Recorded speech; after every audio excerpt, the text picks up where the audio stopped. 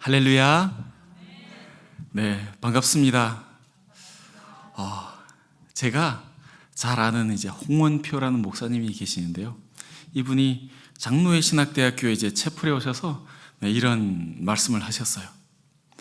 여러분, 하나님과 가위바위보 하면, 가위바위보에서 하나님을 이기려면 무엇을 내면 되겠습니까? 라고 질문을 던지셨어요.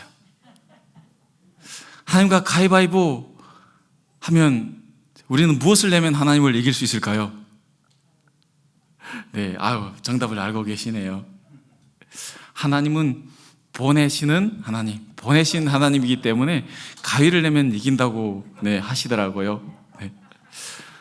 여기 계신 한 분 한 분 하나님께서 특별히 복음적 통일을 위해서, 북한의 복음화, 민족 복음화를 위해서 하나님께서 선택하셨고 부르시고 또 이웃 가운데 보내셔서 이곳에서 하나님의 은혜를 함께 나누게 될 줄로 믿습니다. 아멘. 네, 저는 함경남도 북한, 함경남도 리원군이라는 곳에서 태어났어요.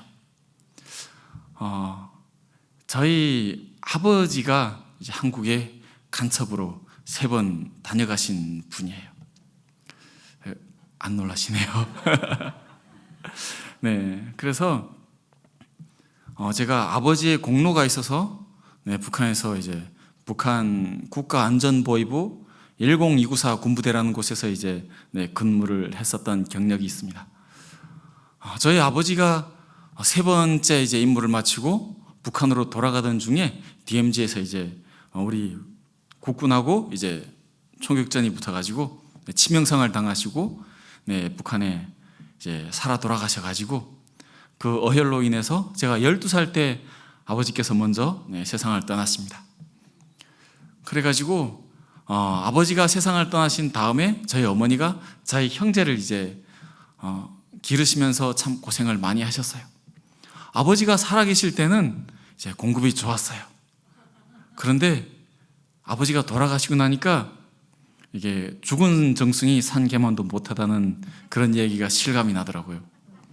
그래서 저희 어머니가 너무 힘드시니까 저희 큰 이모님이 살아계시는 청진이라는 곳에 저희를 데리고 이사를 가셨어요. 제가 어렸을 땐 참 연약했던 것 같습니다. 제가 마음이 되게 착한 사람이었거든요. 그렇게 안 보이십니까? 네.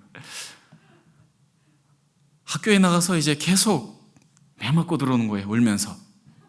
마음이 어지니까 친구들이 아빠 없는 애라고 깔보고 때리고 왕따 시키고 하면 제가 울면서 집에 들어오고 하니까 저희 어머니가 너무 속상하신 거예요. 그래가지고 하루는 저를 집에서 쫓아내셨어요. 너 그 녀석 때리기 전에 집에 들어오지 마. 쫓아내신 거예요. 그때 가을철이었는데요. 지금도 기억이 생생합니다. 그 친구를 때리려고 하니 마음이 어지니까 두려워서 때리지는 못하겠고, 그래서 가을거지 다 하고 밭 한복판에다 옥수를 대를 이렇게 묻어놓은 그곳에서 쪽잠 하룻밤 자고 그 옥수수 집 속에 들어가서 하룻밤을 자고 새벽에 집에 찾아 들어갔어요. 너무 추워서 집에 들어가서 문을 열고 엄마한테 거짓말을 했죠. 내가 때렸다고 하니까 엄마가 속겠어요? 안 속죠? 다시 내쫓더라고요. 때리기 전에 못 들어온다고. 그래서 제가 울면서 다시 나와서 도무지 안 되겠구나 해서 벽돌 조각 절반 뚝 부러진 거 하나 뒤에 감추고 그 친구네 집에 갔어요. 아무개야 학교 가자 했더니 그 친구 엄마가 조금만 기다려 하더니 그 친구가 나오더라고요. 나오는 걸 그냥 아무 생각 없이 뚝배기를 막 했죠. 그럴 때 머리가 터진 거예요.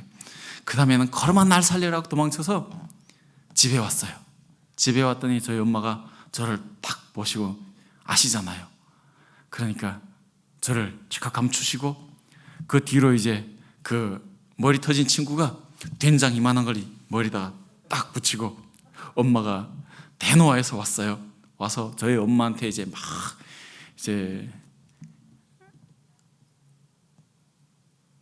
화를 내시는데 저희 엄마가 정말 미안하다고, 내가 자녀 교육을 잘 못했다고 용서를 구하시고 그렇게 돌려보내시고 나서 저를 이제 엉덩이 톡톡 두드려 주시면서 잘했다고 하시는 거예요. 그러면서 이제 엄마가 저에게 싸우는 법을 배워주셨어요. 저희 엄마도 특수부대 출신이거든요. 네, 저희 엄마가 이제 낙하하다가 이제 허리를 상하셔서 이제 상위 군인이 되신 분인데요. 이제 간단하게 이제 1대1로 싸울 때 이제 상대를 간단하게 제압하는 그런 방법부터 해서 배워주셨어요. 한번 때려보니까 그 다음 때리는 게 쉽더라고요. 그 다음부터는 이제 학교에 이제 골칫거리가 되어갔죠. 그렇게 제가 이제 이사를 해서 이제 함경북도 청진이라는 곳에 갔고, 그곳에서 저희 아버지 공로가 있기 때문에 제가 그 아버지의 덕을 입어서 북한 국가안전보위부라는 곳에 이제 입대를 하게 되었습니다. 국가안전보위부 아시죠? 네. 그래서 그곳에서 제가 3년간 근무를 하기 시작했는데, 10년인데 3년 동안 이제 근무를 하다가 3년 만에 처음으로 이제 휴가를 받아서 집에 나오게 되었어요. 집에 나와 보니까 저희 집이 이제 살림이 어려워지니까 저희 엄마가 무산이라는 곳에 저희 엄마 친정집, 저희 외갓집이 있었는데 그곳으로 이제 옮겨가셨더라고요. 그래서 제가 어쩔 수 없이 무산이라는 곳으로 찾아갔어요. 찾아가 봤더니 제가 깜짝 놀랄 만한 그런 중요한 사건이 있었어요. 당시 고난행군이 딱 끝나고 모두 어렵게 살 때 2001년도였어요. 집에 가니까 저희 엄마가 이제 그런 얘기를 하는 거예요. 이모부가 돌아가셨다. 그래서 아니 왜 돌아가셨냐? 정정했지 않았냐? 그러니까 저희 엄마가 하는 말씀이, 살기 어려워서 중국과 이제 밀수를 하다가 북한은 이제 무산군 국경경비대 대대 책임보위지도원에게 붙잡혀서 조사받던 중에 고문치사당했다. 고문받다가 죽었다, 맞아서. 그때 21살 그 어린 혈기왕성한 저의 그 분노가 이제 폭발했어요. 그래서 술을 퍼마시고 대낮에, 저는 그때 이제 북한 상급병사, 우리를 말하면 이제 상병이죠. 네, 석줄 배기가 이제 대대 책임보위지도원이면 이제 중령이에요. 중령을 이제 찾아갔죠. 대낮에 찾아 들어가서 때렸어요. 엄청 때렸어요. 그래서 이 사람이 이제 저한테 맞고 그 후유증으로 훗날 이제 세상을 떠나셨는데요. 제가 그 사건으로 인해서 이제 감옥에 가게 됩니다. 10년형을 선고받고 북한 함경북도 회령시에 있는 전거리라는 이제 교화소에 제가 이제 들어가게 됩니다. 21살 나이에 전거리 교화소 철대문 앞에 딱 섰는데, 높이가 12m 되고 이제 폭이 한 높이 6m, 폭이 12m 되는 그 철대문이 이제 와라랑 하고 열리고, 그 안에 들었다 보니까 이제 머리를 빡빡 깎은 정말 피골이 상접한 사람들이 이제 쇠사슬에다가 통나무를 끌고 왔다 갔다 하는 걸 보니까 기가 막힌 거예요. 두려움이 확 엄습해 들더라고요. 야, 내가 여기서 과연 살아나갈 수 있을까? 그런 두려움이 확 들어오는데요. 감옥에 들어가 보니까 정말 생지옥인 거예요. 그곳은 첫째, 먹는 것부터 시작해서 도무지 사람이 먹을 수 없는 그런 음식을 줘요. 옥수수 맛있죠? 근데 그 옥수수 그 알만 뽑아 먹으면 되는데 그 속에 걸 먹긴 어렵잖아요. 못 먹죠. 그런 옥수수 속까지 있는 채로 이제 대충 분쇄를 하고, 그 다음에 이제 거기에다가 황두, 누런 노란 콩, 두부를 만들어 먹는 노란 콩, 이제 막 썩은 콩 막 섞여 있는, 돌, 지푸라기 다 들어가 있는 그런 걸로 이제 밥을 만들어서 찍어가지고 이렇게 종이컵 같은 그런 크기의 이제 밥덩어리를 찍어서 이제 주는 거예요. 그리고 우리가 양배추 건강에 참 좋죠. 위에 동그란 이제 양배추는 캐내고 밑에 이제 시퍼런 떡잎을 소금에다 절여가지고 이제 그걸 대충 잘라서 국을 끓여주는 거예요. 그것을 저희는 이제 밥은 단지밥이라고 했고요. 그 다음에 그 국은 까마귀 날개국이라고 했어요. 이제 칼로 대충 자르는데 어떤 건 제대로 잘라지지 않으면 양배추 떡잎이 한 장이 이제 둥둥 떠 있는데 그냥 이제 들면 까마귀 날개 같은 거예요. 한 덩이 한 그릇을 먹는데요, 반찬이라는 거 없어요. 기름이 없어요. 조미료가 없어요. 그 한 덩이 한 그릇을 먹고 이제 강제 노역을 하는 거죠. 제가 갔던 전거리 교화소는 동광산이었어요. 동광산인데 동광이 이제는 그 광맥이 끊겨서 또 시설도 안 좋고 하니까 이제 통나무를 이제 채벌하는 그런 일을 강제 노역을 시켰어요. 우리 강릉이랑 보면 이제 북한에서 목선이 떠내려오죠. 그 목선이 길이가 보통 12m 내지 이제 7m 정도 되는 목선인데요. 통널로 이제 휘어서 이렇게 무은 배예요. 이렇게 너를 토막토막 내서 무은 배가 아니고 통널을 휘는 배거든요. 산에 가서 도끼로 나무를 이제 찍어서 이제 도끼로 다듬어 가지고 사람이 인력으로 끌어내리고 그것을 사람이 메고 이제 나르는 거예요. 그런 강제 노역을 계속 당하다 보니까 영양실조가 순간에 오는 거예요. 사람이 몸이 이제 허약하면요, 온갖 질병이, 가고 오는 질병이 다 걸려요. 그리고 위생이 안 좋으니까 이제 각종 파라티푸스, 장티푸스, 발진티푸스, 콜레라 모든 역병이 다 걸쳐가는 거예요. 한번 그 병을 걸치고 나면요, 면역이 약해져서 사람이 견디지를 못해요. 우리로 말하면 여기 독감 같은 게 한번 쓸고 지나가면 하루에도 이제 수십 명 이상이 죽거든요. 제가 2001년도에 이제 입소를 했는데 그때 당시 이제 전거리 수용 능력이 800명 수용 능력 교화소가 3,000명 들어가 있었던 거예요. 근데 그때 한 해만 해도 이제 사람이 죽은 게 1,500명이 죽었어요. 그런데 연말이 되면 이제 3,000명이 다 차 있는 거죠. 한번 이제 열병이라고 한번 돌면요, 어제 저녁에 잘 때 내 옆에 이제 누웠던 사람이 다음날 아침에 이제 시체로 변해서 저 옆에 있는 거예요. 잠을 재우는 것이 이제 저희처럼 이제 차곡차곡 재우질 않아요. 혹시 공모를 해가지고 이제 모의를 해서 이제 도망갈 수 있다고, 이제 타러 갈 수 있다고 해가지고 이제 지그재그로 겹쳐서 눕히는 거예요.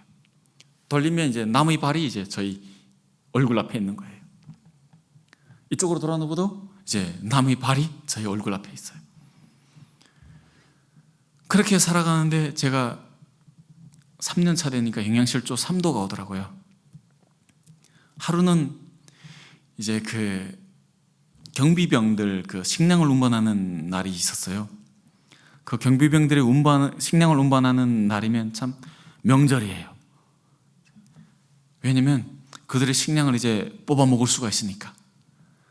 그래서 저희 반이 거기 동원이 된 거예요. 제가 속한 반이. 그래서 이제 제가 영양실조 왔음에도 불구하고 너는 떨어져라 하는 걸 제가 이제 굳이 가겠다고. 그래서 따라 나셨어요.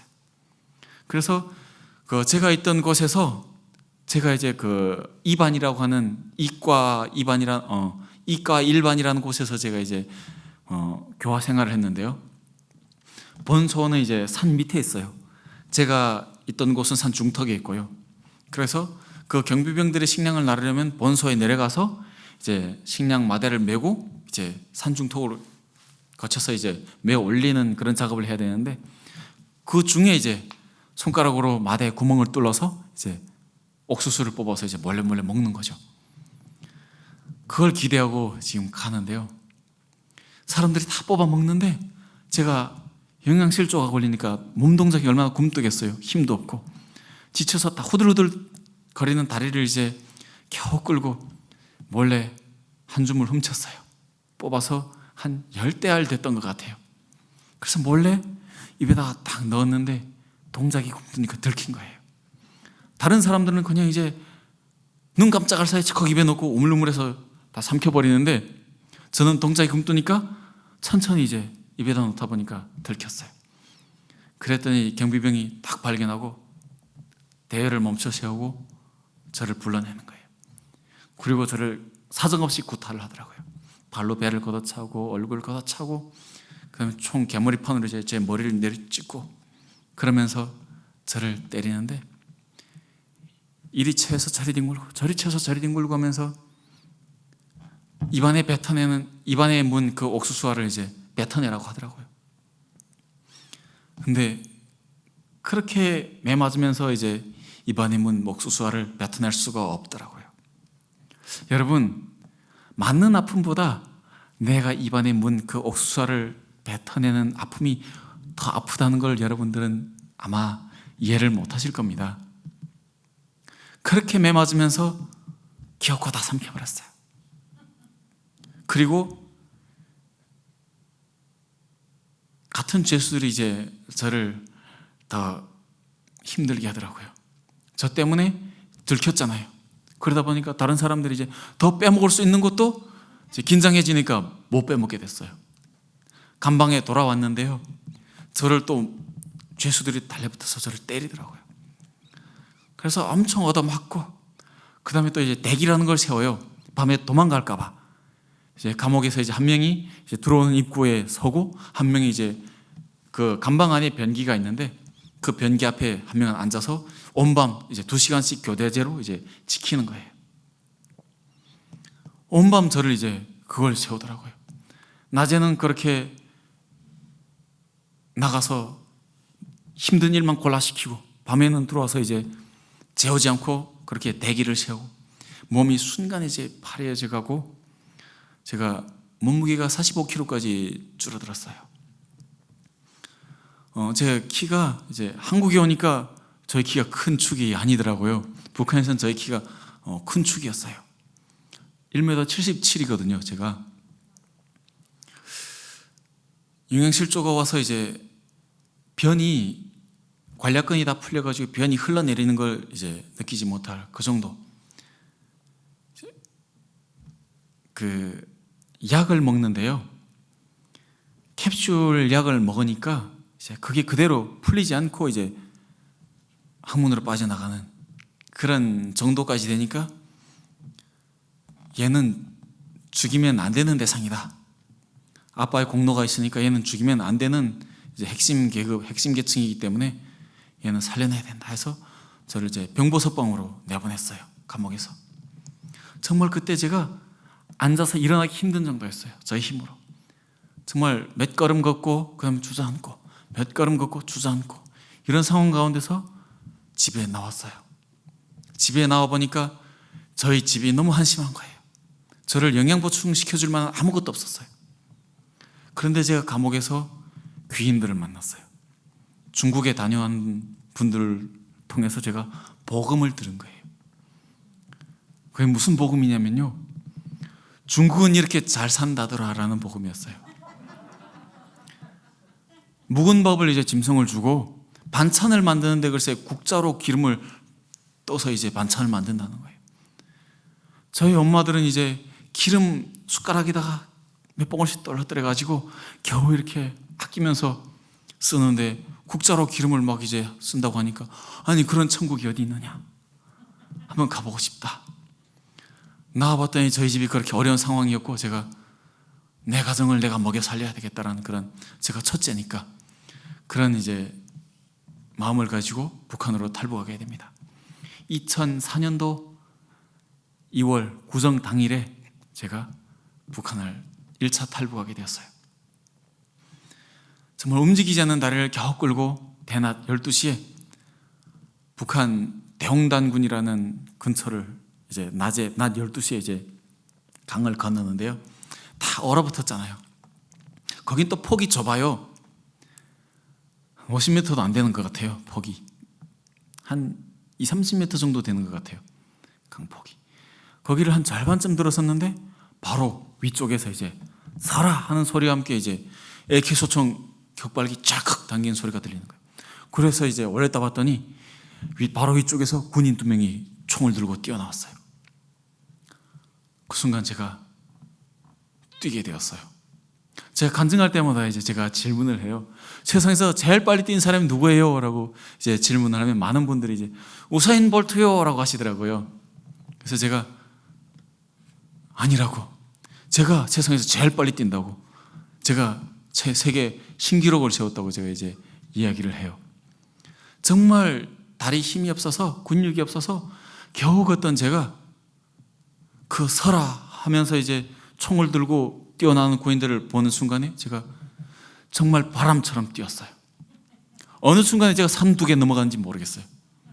돌았다 보니까 이제 군인들이 안 보이는 거예요. 그 다음에 저는 쓰러졌어요.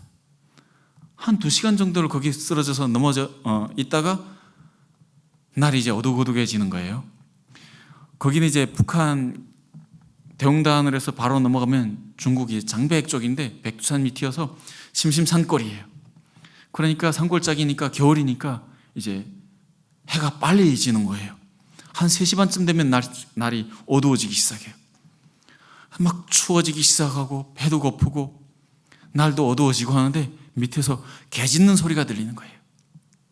그래서 내렸다 봤더니 집이 한 채 있었어요. 그리고 마당에서 소들이 왔다 갔다 하고 개들도 있고 굴뚝에서는 연기가 나고, 그래서 저 집으로 찾아가야 되겠다고 찾아갔죠. 문을 두드렸더니 이제 어떤 중년 남성이 한 분이 나오셨어요. 그래서 저는 중국 한족인 줄 알고 제가 벙어리 신용을 했어요.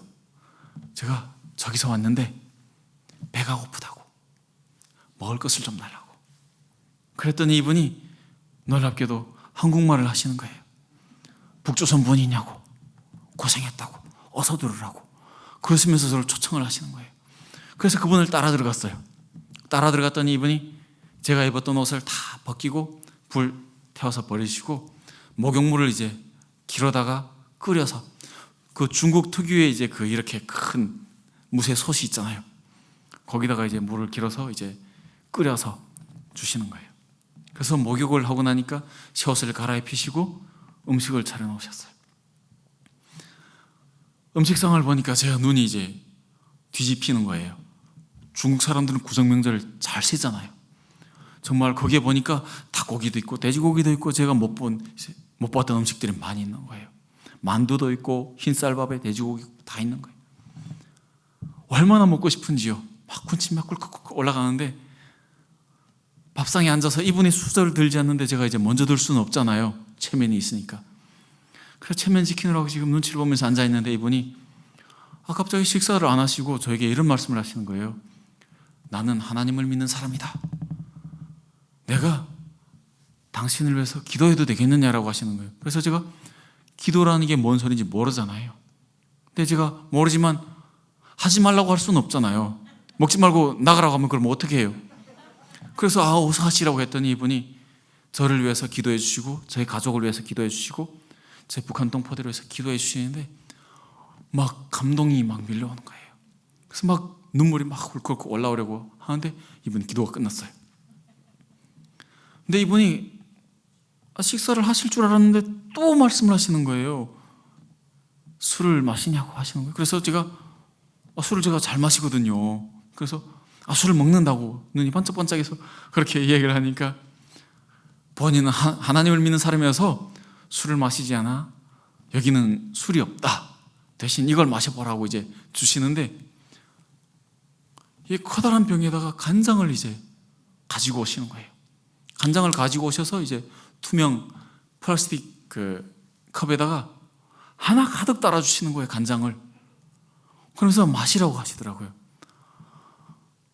아니 간장을 이걸 어떻게 마셔?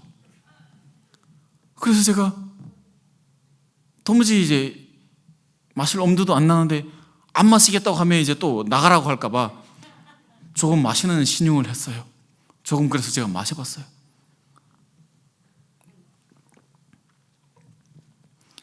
그랬더니 그 간장이 얼마나 맛있는지요. 제가 간장을 원샷 다 했어요. 제가 그때 콜라라는 것을 난생 처음 봤어요. 정말 맛있더라고요. 그리고 이제 그곳에서 제가 지내게 되었습니다. 그곳에서 지내는데 그 다음날 됐는데 이분이 이제 참 그곳은 이제 그 사람들이 사는 동네와는 멀리 떨어진 깊은 산골짜기에 있었어요. 전기도 없었고요. 그 주변에 다른 집들이 없었어요. 산골짜기 외딴 집이었는데 이분이 저한테 뭐 아무 말도 없으시다가 이제 다음날 아침에 시내로 내려가야 되는데 이 집을 좀 봐달라는 거예요. 그 집을 저에게 맡기시는 거예요. 어제 왔는데. 그래서 제가 이제 멘붕이 와가지고 이분이 나를 시험하려고 하시는 건가? 의심이 드는 거예요. 혹시 내려간다고 하시고 몰래 숨어서 이제 저를 지켜보셨다가 제가 뭐 도둑질이라도 이제 해가지고 가면 이제 붙잡으시려고 그러시는 건가? 그런 의심도 들고, 그러다가 이분이 이제 보니까 되게 착하신 것 같아요. 그래서 그런 사람 같아 보이진 않고, 그래서 이분이 맡기시니까 내가 최선을 다해서 이 집 일손을 도와드려야 되겠다. 잘 보여야 되니까, 이제 가라고 하면 안 되니까. 그래서 이분이 오토바이를 타고 시내로 내려가시고 저는 소똥부터 시작해서 열심히 다 청소를 하고 일을 했어요. 땀 철철 흘리면서 그 주변을 깨끗하게 정리를 하고, 그 쌓여있는 나무도 이제 통나무를 패서 이제 나무도 쌓아놓고 그러고 있었는데, 그날 저녁에 이분이 올라오신 거예요. 올라오셨는데 보니까 그 오토바이 뒤에다가 마대 같은 걸 몇 개 싣고 오셨더라고요. 그래서 그 마대를 이제 내려서 이제 그 집 중천반이라는 데 있어요. 이제 옛날 집들 보면 이제 한국은 모르겠는데요, 북한이 이제 추운 곳들은 이제 집이 이렇게 되어 있는데 중간에 이제 이렇게 막은 그 공간이 있어요. 삼각으로 된 공간. 그곳에다가 이제 마대들을 이제 집어넣는데 제가 그걸 도와드렸거든요. 그 안에 마대가 많이 있더라고요. 근데 그날 저녁에 북한에서 자매 3명이 넘어왔어요. 근데 이분이 저처럼 이제 동일하게 반갑게 맞아주시고 또 맛있는 음식도 대접해 주시고 새 옷도 또 갈아입히시고 다음날 아침에 이분들이 또 가는 거예요. 가는데 제가 저의 두 눈을 의심했어요.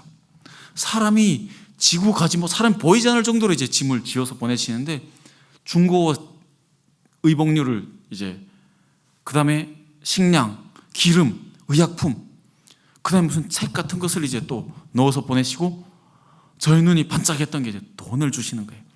한 300위안 정도를 주시는 것 같아요. 중국 돈. 제가 그때 중국 돈 300위안, 중국 돈 처음 봤거든요. 돈을 주는구나. 근데 어제 왔다가 오늘 가는데 저렇게 돈을 주니까 내가 이곳에서 이분을 도와서 일을 하면 얼마나 나에게 많은 돈을 주실까, 그런 기대가 생기면서 제가 내가 여기서 열심히 일을 하면서 이분을 도와야 되겠다라는 마음이 생기는 거예요. 제가 이곳에 온 이유가 돈 벌기 위해서 왔잖아요. 그래서 그곳에서 제가 열심히 일하기 시작했어요. 근데 이분이 계속 시내로 내려가시는 거예요. 한겨울에 밤이 얼마나 길어요. 전기불도 없고 뭐 TV나 그런 것도 없잖아요. 유독 할 수 있는 게 이제 촛불 밑에서 제가 책을 읽는 건데, 제가 독서를 좋아했어요. 북한에 있을 때도. 그래서 책을 보려고 제가 이제 살펴보니까 서재라고 말하기는 좀 그런데 이제 책을 2줄로 이렇게 쌓아놨더라고요. 딱 봤는데 그 쌓아놓은 책들 중에 저의 눈을 딱 사로잡은 책이 있었어요. 와, 그 책은 얼마나 멋있는지요. 책에 얼마나 귀한 책인지 가죽으로 이렇게 책을 딱 씌웠어요. 얼마나 비밀스러운 책인지 지퍼를 딱 잠궈 놓은 거예요. 제가 북한에서 김일성 자작선집, 자작집 이런 책들, 노작들도 봐도 그런 책이 없어요. 그래서 제가 떨리는 손으로 조심스럽게 그 책을 꺼내들었어요. 딱 봤더니 이제 성경이었어요. 제가 북한에서 봤던 성경은요, 옛날 외정 때 성경, 성경전서라고 쓴 그 시커먼 책, 이렇게 두꺼운 그런 책이었거든요. 각 도보위부마다 반간참투색 전람관이라는 곳이 있어요. 그곳에 가면 이제 해방 전에 이제 선교사님들이 오셔서 이제 선교 활동했던 자료들, 십자가, 성경책들 이런 것들이 있어요. 근데 이게 북한에서는 이게 선교사님들이 들어와서 간첩 활동을 했다라고 이제 교양을 하는 거예요. 교육을 하는 거예요. 그리고 이제 뭐 교회라든가 이런 곳들은 이제 그 간첩들의 속을 그 제국주의 침략의 전초기지 이렇게 이제 교양을 하고 있기 때문에, 또 그곳에 있는 그 선교사님들 선교 보고서를 보면요, 그렇게 느낄 수밖에 없어요. 정말 자세하게 북한 실정을 본국에 이제 그대로 이제 써서 보낸 자료들이에요. 그걸 보면 이제 모르는 사람들이 보면 간첩 활동이죠. 네. 그걸 봤어가지고 이게 성경이라는 건 알지만 그 성경은 완전히 다른 성경이에요. 그래서 책을 펼쳐봤어요. 조심스럽게 펼쳐봤더니 앞에는 뭐 주기도문, 사도신경 뭐 이런 것들이 있고, 그 다음에 이제 펼쳐보니까 창세기라는 제목이 딱 나오는 거예요. 그래서 창세기를 딱 봤더니 태초에 하나님이 천지를 창조하시느라 라고 되어 있는 거예요. 아니, 이건 무슨 소리야? 이게 무슨 헛소리야? 제가 북한에서 진화론을 배웠잖아요. 하나님 천지를 창조하시다니. 그러고 보니까 하나님이 말씀하시고 말씀으로 이제 천지를 창조하신 내용들이 나와 있는 거예요. 아니, 말도 안 돼요. 그 다음에 조금 넘기니까 그곳에는 제가 도무지 이해하지 못할 글들이 있는 거예요. 무엇은 몇 규빗이고 무엇은 몇 규빗이고, 이건 또 뭐지? 절반쯤 딱 넘기니까 그건 또 한심한 거예요. 누군 누구를 낳고 누군 누구를 낳고 누군 누구를 낳고. 너무 재미가 없었어요. 그래서 뚜껑을 딱 덮었어요. 그리고 다시 이제 거기다 꽂아놓고 다른 책을 봤어요. 그때 이제 봤던 책이 박종훈 목사님이라는 분이 쓴 책인데 하나님의 보좌를 움직이는 기도라는 책이 있었어요. 그 책을 꺼내서 딱 봤더니 그 책은 좀 볼만했어요. 막 이제 기도를 했더니 막 이제 곱사등이가 이제 막 허리가 펴지고, 기도를 했더니 막 암 걸린 사람이 낫고, 기도를 했더니 어떤 문제가 해결되고 막 그런 게 있는 거예요. 그래서 이거는 그 북한의 그 김일성이가 이제 솔방울에 수류탄을 만들고 종이 한 장으로 이제 압록강을 막 넘나들고 그런 비슷한 그런 건가 보다, 이렇게 생각하면서 재밌게 봤어요. 그러고 있는데 북한에서 남자 3명이 넘어왔어요. 아버지와 아들과 이제 그 삼촌이 넘어온 거예요. 그래서 저와 함께 있던 그 분이 이제 그들도 반갑게 맞아주시고 그 여자분들을 보냈던 것처럼 동일하게 해서 보내셨어요. 그날 밤에 눈이 많이 왔어요. 그것이 저희 이제 일생에 처음 내가 하나님을 믿기로 결심했던 그런 사건이었어요. 아침에 밤에 눈이 많이 왔는데 그 자매들을 대했던 것처럼 동일하게 해서 보내셨어요. 새 신발 신겨서 보내고, 아침에 그들을 떠나보내고, 그 다음에 이분은 시내로 또 내려가셨어요. 저는 소를 또 이제 박목하러 산에 올라갔다가 원래는 저녁에 내려오는데 그날따라 빨리 점심때 빨리 내려와 보고 싶은 거예요.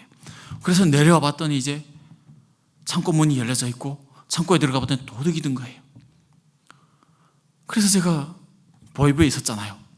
그래서 발자국을 딱 추적해 봤더니 이제 아침에 새 신발 신겨서 보낸 그 사람들인 거예요. 그 순간에 제가 머리가 막 한 방 빵 맞은 것처럼 이제 땡해지고 이제 막 복잡해지는 거예요. 그 사람들이 탈북민들이잖아요. 북한 사람들이잖아요. 저도 북한 사람인데 이 사람들이 도둑질에 갔잖아요. 그러면 이 집주인이 이 사람이 나를 어떻게 생각할까라는 생각부터 시작해서 이런 배은망덕한 놈들, 은혜를 원수로 갚다니, 이런 분노까지 치밀어 오르는 거예요. 그래서 내가 이놈들을 잡아와야 되겠다. 그래야 내가 공도 세우고 인정도 받고 또 이제 잘못된 시선으로 저를 바라볼 것 같은 그런 이제 위기감도 제가 극복할 것 같은 거예요. 그래서 봤더니 그 집안에 이제 칼이 있었어요. 그 중국 시골에 가면 이제 그 이런 옛날 사극에서 이제 망나니들이 그 죄인들이 목을 베는 그런 칼 같은 큰 칼이 있어요. 이제 그 산에 이런 작감목들 이렇게 뚝뚝 잘라내는 그런 칼이었는데요. 손목만한 나무도 치면 한 방에 뚝 잘라져 나가요. 그 칼은. 그래서 그걸 둘러매고 제가 쫓았어요. 산을 하나 딱 넘어가니까 맞은편 등성에서 이분들이 이제 쉬고 있더라고요. 담배를 피면서 쉬고 있는데 이제 짐들을 너무 많이 지었으니까 힘든 거예요. 그러면서 이제 그 맞은편이 이제 북한 밑에 두만강인 거예요. 그러니까 어두워지면 이제 강을 넘어가려고 기다리고 있는 거죠. 산등성이에서. 그래서 제가 고민을 했어요. 저 사람들을 잡아야 되겠는데 제가 올라가면 이 사람들이 저를 발견할 거잖아요. 그래서 우회해서 위에서 내려덮치기로 결정을 했어요. 그래서 제가 산을 우회해가지고 포복으로 기어가지고 그 사람들이 쉬고 있는 언덕 위까지 올라갔어요. 그 다음에 이 사람들을 3명을 다 잡아야 되겠는데 어떻게 하면 다 잡을 수 있을까 고민을 하다가 지혜가 또 올랐어요.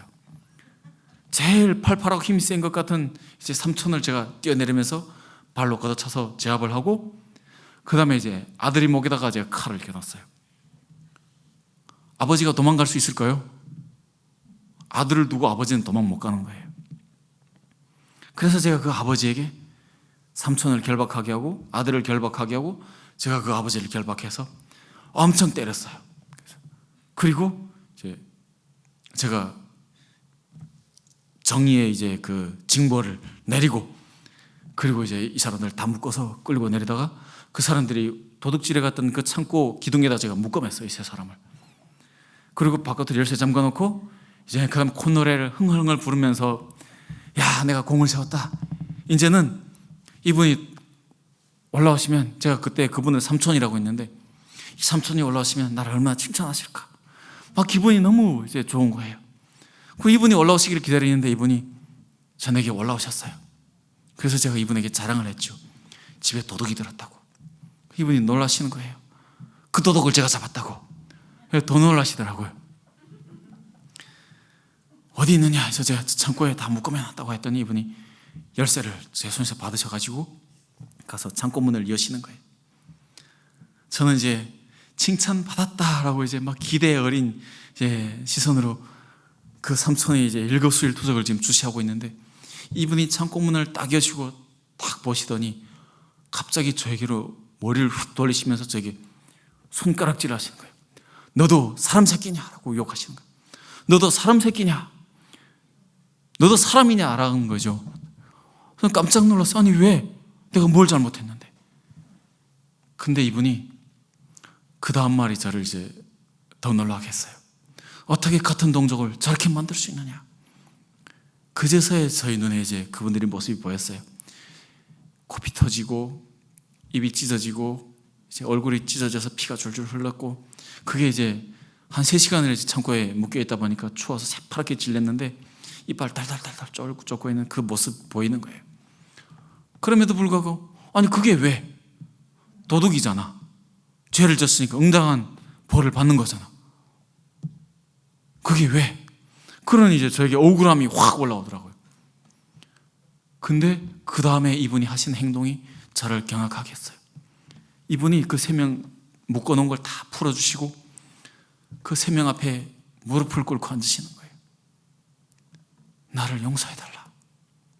그 3명한테 본인이 이제 그 집 주인이 있잖아요. 그 때린 사람은 전데 그분이 앉아서 이제 도둑들한테 앉아서 나를 용서해달라고 하시는 거예요. 도무지 이해가 되지 않았어요. 아니 왜 저러지? 근데 이분이 그 다음 하시는 말씀이,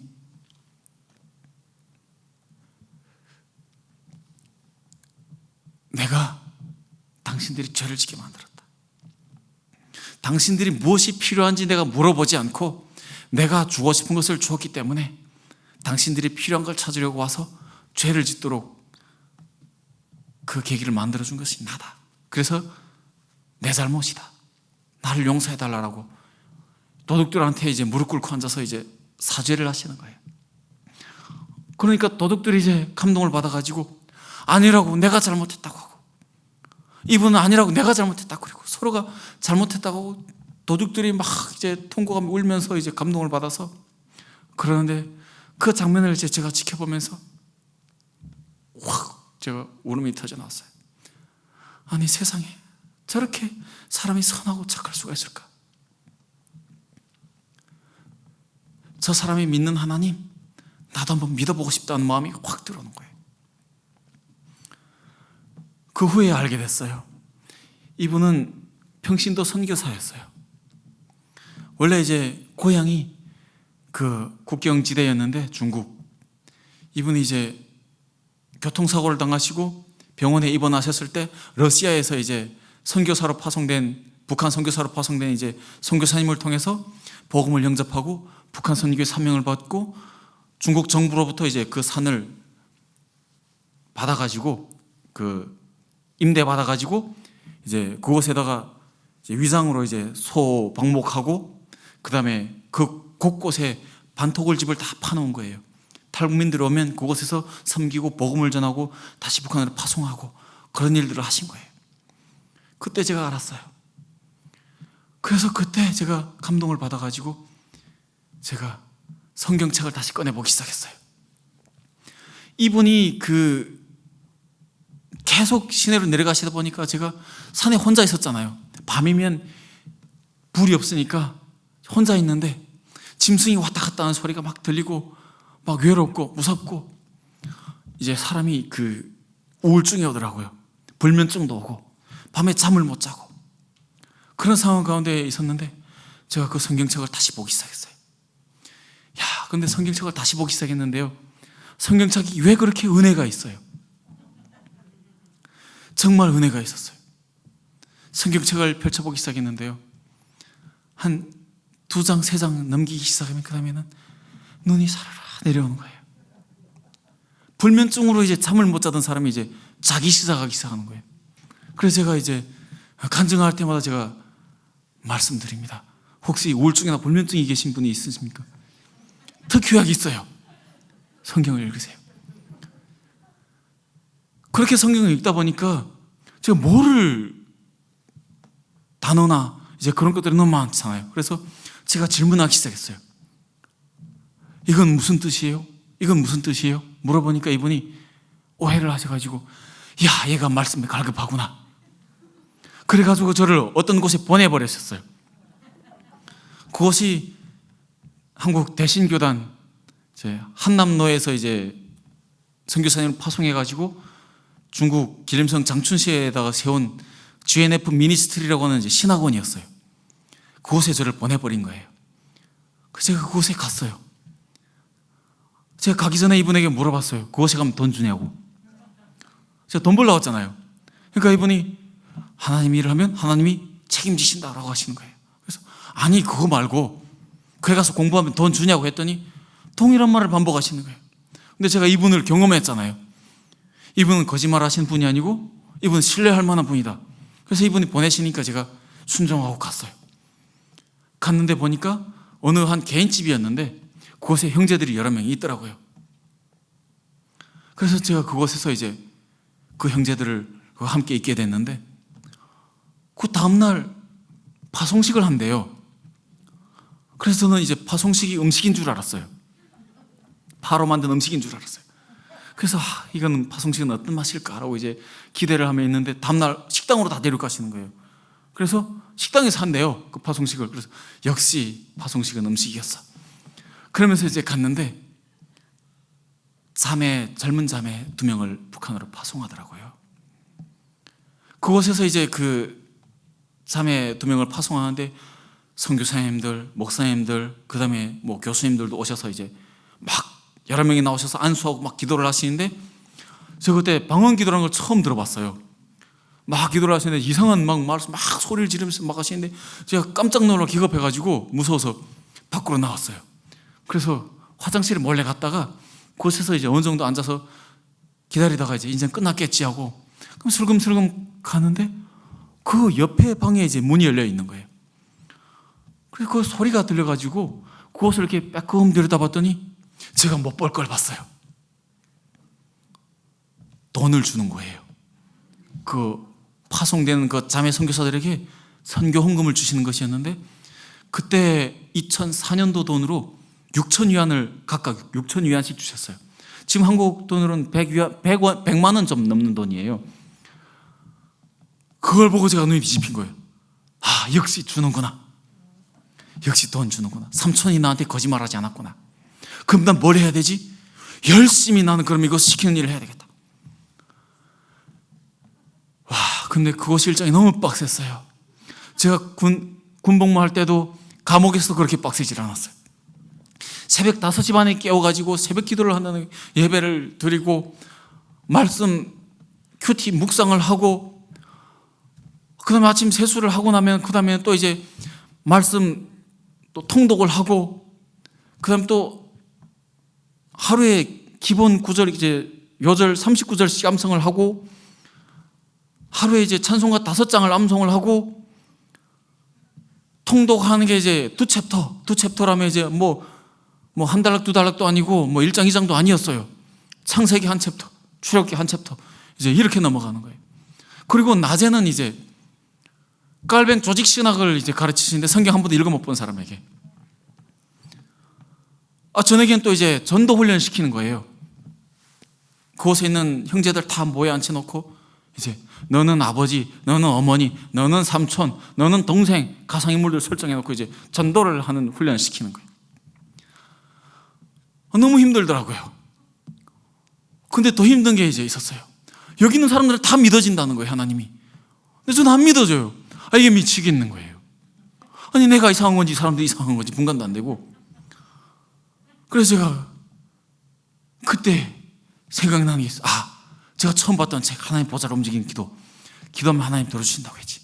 그것도 금식 기도를 하면 더 빨리 들어주신대요.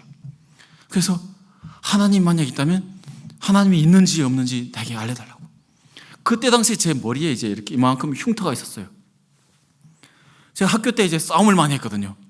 들으셨죠? 제가 북한 고등중학교 이제 5학년 때, 그때 제가 15살 때였는데요. 한국에서 이제 그 장군의 아들이라는 영화가 들어왔어요. 비디오 테이프로. 그걸 보고 이제 난리가 났어요. 그걸 패러디 해가지고 이 학교 저 학교 싸우고 이 동네 저 동네 싸우고 막 패싸움 막 하는데 제가 거기 휩쓸려가지고 싸우다가 땅 파는 삽에 맞아서 살점이 뚝 떨어져 나갔어요. 그러다 보면 여기에 이제 머리가 없었어요, 제가.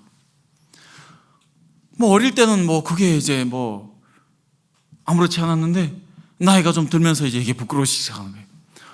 이만큼 흉터가 있으니까 이제 처녀들이 안 다가와요. 무서워서 다 도망가는 거예요. 얼마나 그게 스트레스인지요. 그래서 머리를 이제 길러서 이렇게 가리고 다녔어요. 근데 당시 북한에 무수가 있기로 했어요. 아무 고착제도 없는 거예요. 바람이 한번 쉥 불면 그냥 이제 휙 드러나는 거죠. 그게 계속 스트레스여가지고 그 기도해 보니 그 하나님 보좌로 움직인 기도라는 책에 보니까 하나님 막 기적을 행하시고 한다니까 제가 금식 기도를 선포했어요. 제가 일주일 동안 금식 기도하겠습니다. 이 머리가 나오게 해주달라고 하고 하나님 살아계신지 믿게 해달라고 기도하겠다고 선포를 했더니 당시 이제 저를 파송하셨던 그 목사님이 안 말리시는 거예요. 그래서 금식 기도를 그래서 시작했어요. 근데 얼마나 배가 고픈지요. 북한에서 제가 이제 며칠씩 굶어도 그렇게 힘들지 않았는데 너무 힘든 거예요. 제가 그래서 금식하시는 분들 정말 대단한 분들이라고, 특별히 한국에서 금식하시는 분들 정말 대단한 분들이라고 그래요. 없는 곳에서 어쩔 수 없이 굶는 것과 풍성한 가운데서 먹을 것이 가득한 속에서 굶는 거하고는 이제 정말 차이가 있더라고요. 제가 기도를 배웠잖아요. 기도를 배웠는데 이제 하나님 이름으로 이제 하나님 감사합니다 해야 되고, 그 다음에 이제 제가 구하는 것을 구하고 예수님 이름으로 기도합니다라고 해야 된다는 걸 알아가지고 금식 기도를 하는데 눈 딱 감고 하나님 감사합니다 머리가 나오고 계셔요 예수님 이름으로 기도합니다 하고 이제 그걸 바로 꺼내서 딱 보는 거예요. 머리가 안 나오더라고요. 그렇게 제가 이제 일주일 동안 했는데도 안 나왔어요. 아니 근데 왜 금식할 때는 그 사람들 그렇게 맛있는 음식을 해 먹는지 모르겠어요. 고기 반찬을 제가 금식할 때 더 많이 해 드신 것 같았어요. 끝난 다음에 제가 화가 치밀어 오르더라고요. 내가 북한에서는 없어서 어쩔 수 없이 굶었는데 이곳에서 내가 이제 속아서 굶었다. 그 목사님한테 가서 제가 막 이제 행악질을 했어요. 어디 하나님이 있냐? 거짓말이다. 그래서 목사님한테 막 이제 화를 내니까 목사님이 저를 혼내시는 거예요. 네가 하나님이 너를 고쳐줄 걸 네가 믿고 기도했느냐? 되면 좋고 안 되면 할 수 없고 네가 하나님을 시험한 거 아니냐? 막 저를 혼내시는 거예요. 도리어 이제 홍군형이 나가지고 돌아가지고 그 이후에 제가 이제 계속 말씀을 보고 암송하고 이제 기도하는 과정 가운데 하나님 제게 은혜를 주셔서 다시 금식 기도를 시작했어요. 그때 40일 금식 기도를 선포했는데 목사님이 이런 교만한 놈 하시더니 이제 20일만 해. 그래서 제가 20일 금식 기도를 했어요. 처음에는 이제 하나님 머리가 나오게 해주시오. 그리고 기도하다가 하나님 저 하나님 믿고 싶습니다. 근데 믿어지지 않습니다. 저에게 믿음을 주십시오라고 이제 기도 제목이 점점 바뀌어지기 시작하고 10일째 되는 날 이제 새벽 예배 마치고 이제 큐티를 하고 그 다음에 이제 세수하러 화장실에 들어갔는데 머리가 이상한 거예요. 그래서 이제 거울을 봤더니 노란 털이 돋아나기 시작한 거예요, 머리에. 여러분, 그 살점이 떨어진 곳에는 흉터에는 머리가 안 나와요. 모근이 없기 때문에. 털도 안 돋아나요. 그 노란 털이 돋아나는 걸 보면서 제게 이제 머리가 나온다는 그 확신이 확 들어오는 거예요. 그래서 제가 머리가 나온다라고 이제 하고 목사님께 뛰어갔어요. 목사님께 머리를 쑥 들이밀고, 목사님 머리가 나와요 하고 들이밀었더니 목사님 보시더니 할렐루야, 봐라, 하나님 살아계시지 않느냐. 바로 이게 하나님 살아계신 증거다. 하나님 너를 너무나 사랑하시는 것 같다. 네가 이제 앞으로 큰 간증거리가 될 거야 라고 하셨어요. 그런데요, 그 머리가 나온다는 확신이 드니까 제가 얼마나 뜨거워졌겠어요. 그 다음에 제가 머리가 20일 동안 다 끝날 동안, 금식기도 끝날 동안, 그 10일 동안에 머리가 그 흉터를 부끄러워서 가렸던 머리만큼 다 자라버렸어요. 시커멓게. 한 달에 머리가 1cm 정도 자란다고 해요. 10일 동안에 다 자라버렸어요. 제가 이 부위인데요, 얘네가 지금 머리를 길어서 이렇게 넘겼는데요, 머리 짧게 깎으면 얘네 따로 이제 제대로 지멋대로 놀아요. 이렇게 얘네가 이제 난 후에 나왔다고 이제 시위를 하는 거죠. 머리가 나오는 걸 보는데요, 이게 사람 너무 뜨겁잖아요. 하나님 살아계신다는 게 느껴지니까 간절하게 기도하고 막 하는데, 그 머리가 나오던 그 중에, 금식 기도한 중에 하나님이 저를 만나 주셨어요. 새벽 기도를 하는데 오늘 본문 말씀, 출애굽기 모세가 이제 이스라엘 백성들을 데리고 홍해를 가르고 광야로 나가는 장면이 보이는 거예요. 그리고 저희 귀에 이 말씀이 육성으로 들렸어요. 내가 이제 너를 바로에게 보내리니 너는 바로에 가서 내 백성 이스라엘 민족을 내 앞으로 인도해내라라는 이 말씀이 저희 귀에 육성으로 들렸어요. 그리고 제가 그때 성령을 받았어요. 이틀 동안 제가 회개하면서 떼굴떼굴 굴면서 회개했고요, 통곡하며 회개했고, 그때 방언을 선물로 받았어요. 그 전까지만 해도 제가 그 선교사들이 이제 파송대 들어간 걸 제가 봤잖아요. 나는 북한에 가면 내가 만약 가는 돈만 딱 챙기고 두만강 다 건널 때 성경책이랑 이런 다 버리고 그냥 돈만 가지고 들어간다라고 그렇게 생각을 하고 있었어요. 그런데 그게 완전히 바뀌더라고요. 북한에 제가 들어가기로 결정을 하고, 그 후에 제가 이제 성경책 26권, 반도체 라디오, 십자가, 나무로 만든 이제 십자가, 40, 20대는 십자가, 그 다음에 성경 관련된 이제 책자들, CD, 1:1 제자용 지침서, 이런 것들을 제가 그것만 한 짐을 지고 북한으로 파송대에 들어갔어요. 많은 분들이 저에게 그렇게 질문하시더라고요. 어떻게 들어갈 생각을 했느냐? 제가 그렇게 고백을 합니다. 제가 미쳤었습니다. 제가 돌았어요. 지금 생각해도 제가 제정신이 아니었습니다. 제가 보이브에 있었잖아요. 북한에 들어가면 어떻게 되는지 제가 알잖아요. 제가 그 사건을 겪은 후에 제가 마가의 다락방에서 있었던 그 사건이 이제 실제로 믿어지더라고요. 사도들이 다 두려워서 문을 꽁꽁 다 걸고 안에서 있을 때 그분들이 성령을 받으니까 다 뛰쳐나가서 담대하게 이제 복음을 전했잖아요. 제가 성령에 미친 거예요. 그때 성령에 사로잡힘을 받은 거예요. 그렇게 해서 제가 북한에 파송대에 들어가게 되었어요. 아이고, 시간을 제가 너무나 넘겼네요. 네, 정말 하나님 하신 일들 너무나 많지만 오늘은 제가 여기서 마무리하고자 합니다. 하나님은 우리를 택하시고 부르신 하나님입니다. 우리를 이곳에 부르신 이유는 하나님의 역사를 위해서, 하나님이 하시고자 하는 일을 위해서 우리를 곳에 사용하시려고 우리를 보내시기 위해서입니다. 이곳에 계신 분들도 하나님 이곳에 불러 모으신 이유, 하나님께서 이루실 복음적 통일을 위해서 그곳으로 우리를 보내시려고 하나님께서 우리를 부르신 줄로 믿습니다. 정말 하나님께서 하신 일들 이루 다 구체적으로 꼽자면 더 며칠을 새도 다 말 못할 것 같습니다. 추후에 또 기회가 된다면 하나님께서 그 추후에 또 하신 역사들을 또 간증하고자 합니다. 기도하겠습니다. 하나님 감사합니다.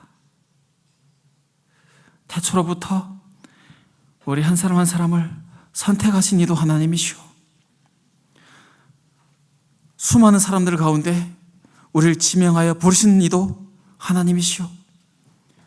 그 지명하여 부르셔서 우리를 하나님의 놀라운 기적의 역사를 경험하게 하시고 하나님 나라의 의를 위해서 우리를 보내시는 이도 하나님이신 줄 믿습니다.